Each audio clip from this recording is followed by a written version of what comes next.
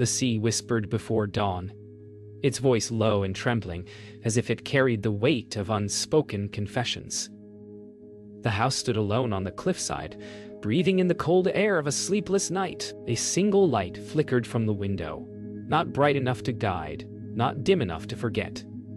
Inside, a woman sat in silence, her hands wrapped around a cup that had long gone cold. Somewhere between the sound of waves and the echo of her breath, something shifted. A pulse, faint and forgotten. What if peace was never meant to be quiet? The silence inside her was not empty. It was crowded with things she never said. Every sigh, every unspoken apology floated there, weightless yet suffocating. She moved through the house as though tracing the outline of her own absence, each creaking floorboard, whispering what she had tried to forget. Somewhere deep within, a sound began. Not a word, not a cry, but the faintest hum of awakening. Outside, the world felt suspended between breath and release. The sea moved in rhythm with her heart, slow and uncertain. She watched the tide erase her footprints in the sand, as if even the earth was reminding her that nothing truly stays. She wondered when she had stopped listening to her own pulse, when silence had become safer than sound. The village stirred behind her. Distant voices, the faint echo of laughter, life happening elsewhere. She did not join them. Instead, she walked toward the cliffs where wind met stone and sound was swallowed whole. There, she could hear everything she once silenced. The guilt, the fear, the love she left untended. The ocean roared, but within that noise she heard something softer. A promise forming inside her quiet ruin. As the morning reached its full brightness, she sat again by the window, pen in hand. The page before her was blank, yet it pulsed with possibility. For the first time in years, she did not fear the silence she met it. Her hand trembled as she wrote a single word. Not perfect, not profound, but real. It was the beginning of sound, not from the world, but from within. The sound of pen against paper awoke something deeper than thought. It was as if the house itself sighed in relief, finally hearing her again. Each word came like a hesitant step through fog, guided by instinct more than clarity. She wrote of light, of loss, of the small courage it takes to exist after breaking. The silence around her began to shift, no longer empty, but listen. Later that afternoon, a sound reached her through the wind. Faint laughter from the shore below. She followed it, drawn by something she couldn't name. There, among tangled nets and the scent of salt, stood a man mending a fishing line. His movements were quiet, deliberate, unhurried. For a moment, time folded. She did not speak, yet the world seemed to breathe differently just because she was near. They spoke little at first. Words felt fragile, like shells that might break if handled too quickly. He asked her if she had always lived by the sea. She said she wasn't sure anymore, that she felt both new and ancient here. He smiled, the kind of smile that listens more than it answers. In that quiet exchange, something inside her softened. It wasn't comfort, not yet, just recognition. That evening, she visited Mara, the old painter who lived 2 houses beyond the cliffs. The scent of turpentine filled the air, mingling with sea salt and memory. Mara looked at her the way storms look at shorelines, tenderly, knowing they've met before. "You've been quiet too long," she said softly. Alara smiled faintly, realizing she didn't know if it was an accusation or a blessing. When Alara returned home, the house felt different, alive with the echo of voices. She walked through each room, listening. Every sound, the creak of the floor, the whisper of wind, the sigh of her own breath, carried memory. She realized peace was not the end of noise, but the acceptance of it. As she sat once more by the window, her silence broke again. This time not in sorrow, but in remembrance. The morning came heavy with rain. It tapped against the window like a reminder, persistent, alive, impossible to ignore. Elara watched the drops race down the glass, each one carrying the reflection of a memory she hadn't yet faced. Her heart ached, not from sadness, but from remembering how to feel. She realized that silence had protected her, but also imprisoned her. Now, its walls were beginning to crack. By midday, the rain stopped, leaving behind a hush too deep to trust. Elara stepped outside, the air cool and sharp with the scent of wet earth. Each step through the soaked grass echoed a pulse of unease, the kind that comes before confession.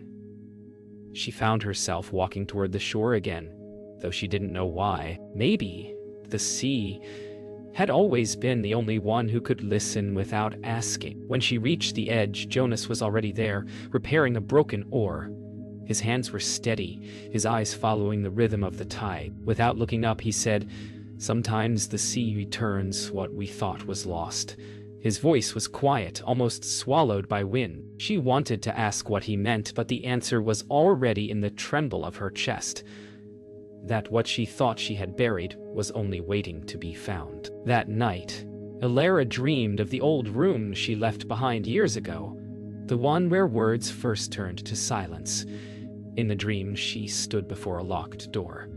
Behind it, her own voice whispered, begging to be let out. She reached for the handle, but fear pressed down like a hand on her chest. When she awoke, her pillow was damp with tears she hadn't known she'd cried. The cracks were widening. In the morning, she returned to Mara's cottage, unable to bear the silence of her own walls. Mara greeted her with paint-stained hands and eyes that saw everything without asking. "The cracks are good," she said simply. "They let the light in." Elara wanted to believe her. As she looked at the unfinished canvas, streaks of blue bleeding into gold, she realized healing wasn't about mending, but about letting light through what had broken. The morning was clear after days of rain. The air smelled of renewal, yet Elara felt the weight of something inevitable pressing near. She stood before her mirror, the same one that had watched her fade through years of silence. For the first time, she didn't look away. The reflection stared back, tired, human, whole. She realized peace wasn't something to find. It was something to face. She began to speak aloud.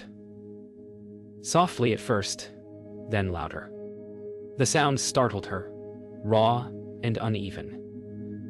"I'm sorry," she whispered. Though she wasn't sure to whom, the room listened, her voice bouncing gently off the walls. Each word seemed to peel away a layer of silence.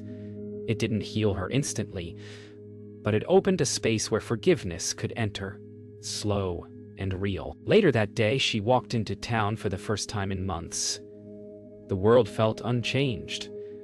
Children laughing near the pier, fishermen calling across the docks, yet everything looked different because she was different. She no longer searched for meaning in every sound. She simply listened.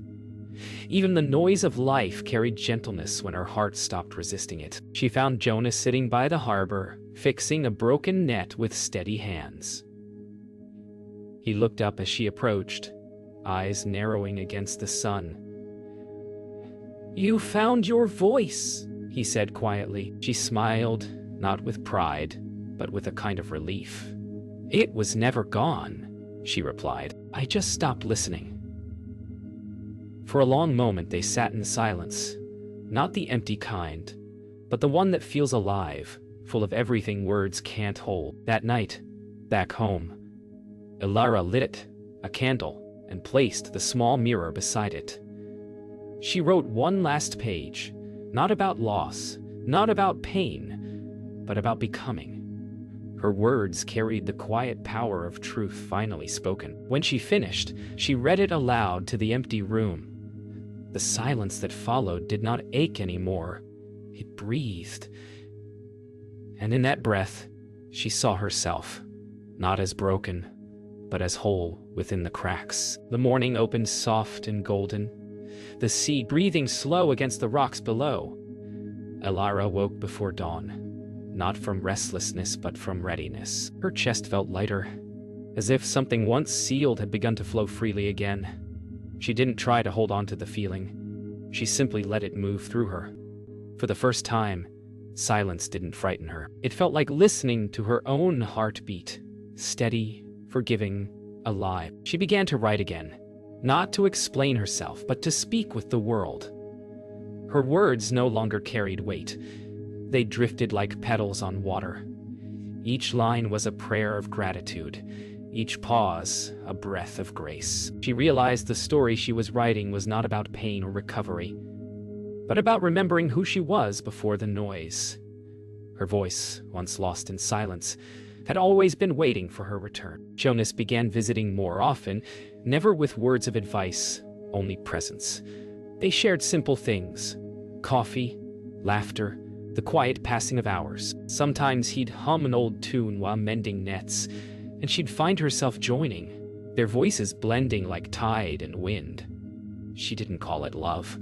It was something gentler, something that didn't demand or break. It was the kind of connection that reminded her she was never truly alone. When Mara fell ill, Ilara visited her daily, carrying tea and small stories.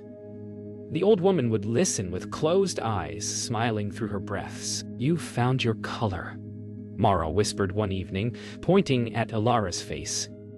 "It was never gone. You just forgot how to see it." Ilara held her hand and felt the truth in her pulse. That peace wasn't about escape, but return. She had come home to herself.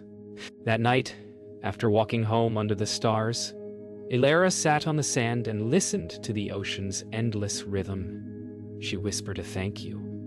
To the sea, to the silence, to every fracture that had made her whole. The air shimmered with salt and moonlight, and she understood that peace had never been outside her reach. It had always lived within her voice, waiting for her to speak its name. Days drifted into each other, soft as waves meeting sand. Ilara no longer counted time by pain, but by the way light changed through her windows. She found herself smiling for no reason, at the sound of birds, at the taste of rain, at the way her breath met the world. Stillness, she learned, was not silence at all. It was the sound of being alive, without the need to prove it. She began walking every evening, following the same path along the cliffs. The scene no longer felt endless. It felt familiar, like a mirror that finally forgave her reflection. She spoke softly to the wind sometimes, not expecting answers, only presence. And each time the air seemed to listen. What had once been emptiness now felt like communion, the world breathing with her, not against her. When Jonas joined her one evening, they didn't speak at all. They simply walked side by side, their silence carrying the weight of understanding. Every breath, every step felt like prayer. When they reached the edge, he placed his hand over hers. Steady, unspoken. She didn't pull away. There was nothing to name, nothing to chase. It was enough just to be. Mara passed quietly one morning, the sea calm and forgiving outside her window. Ilara found herself standing in the painter's empty studio, surrounded by unfinished skies. She didn't cry. Instead, she lifted a brush and filled one canvas with color. Not perfect, not planned, but alive. The sound of the brush against fabric reminded her of writing, of breathing, of living. Stillness was no longer absence, it was creation itself. As the days passed, Ilara filled her home with sound again, not of noise, but of life. The creak of floors, the hum of the kettle, the soft flutter of pages turning. She wrote, painted, listened, and existed in rhythm with the world around her. The silence within had not vanished, it had transformed. It now carried peace, like a heartbeat, constant, tender, whole. The morning was bright and windless, the sea glimmering like liquid glass. Ilara woke with a stillness that felt new, not the quiet of sorrow, but of belonging. She stepped outside, the world humming softly beneath her feet. For a long time, she had feared silence, mistaking it for loneliness. Now she understood it was love in its purest form. The the kind that holds everything without needing to speak. She walked down to the water's edge, the tide low and whispering against the shore. Each step felt like returning home. The world was exactly the same, and yet entirely different, because she had changed. The ache that once lived in her chest had softened into quiet strength. She no longer feared the echoes of her past. They had become music she could finally dance to. Jonas found her there, sketching words into the sand with her fingertip. She looked up as he approached, his shadow stretching beside hers. Neither spoke. He simply sat next to her, their shoulders nearly touching. Together they watched the tide erase her words, leaving the shore blank again. "That's how it should be," she said quietly. "Nothing stays, but everything leaves meaning behind." He nodded, and in that moment, silence spoke for them both. That evening, she returned home and opened the windows wide. The sound of the sea filled every room, no longer a roar, but a rhythm. She read aloud from her journal, not to remember, but to release. Each word floated out into the night, carried by the wind toward the horizon. She realized then that peace was not something she had found. It had been waiting inside her all along, patient as the tide. At dawn, she returned to the cliffs where it had all begun. The sun rose slow and forgiving, the light spilling across her face like an old promise kept. She closed her eyes and let the wind move through her hair, her breath joining the rhythm of the waves below. For the first time, she felt whole, not because the pain was gone, but because it finally belonged. And in that fragile, infinite moment, the silence within her broke and became peace.